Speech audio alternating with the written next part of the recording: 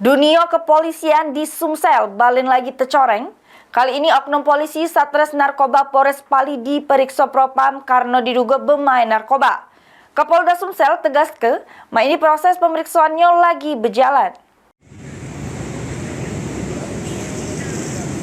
Kabar ngejut datang dari Polres Pali. Sejumlah oknum Satres Narkoba Polda Sumsel ditahan oleh Bid Propam Polda Sumsel. Diduga karena bermain narkoba.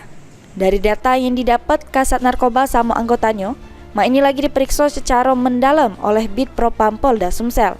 Kapolda Sumsel Irjen Pol Andirian pas dihubungi melalui pesan singkat WhatsApp, membenarkan terkait pemeriksaan anggota Polres Pali tersebut. Menurut Kapolda, ini pemeriksaan masih jiru proses pembuktian oleh Propam.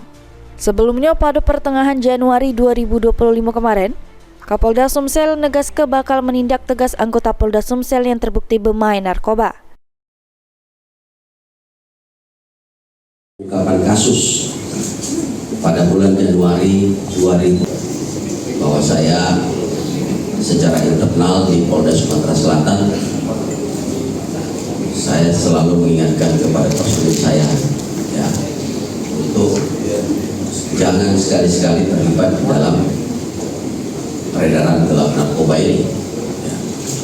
Jangankan jadi pengedar, jadi pengguna saja pasti saya akan tidak tegas.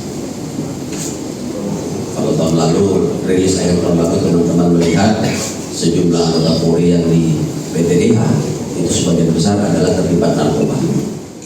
Namun, mano kronologi pas terkait kasus tersebut, tim liputan PAL TV sampai ini belum dapat keterangan resmi dari Kabid Propam Polda Sumsel. Karena pas dihubungi, tidak ada respon sama sekali.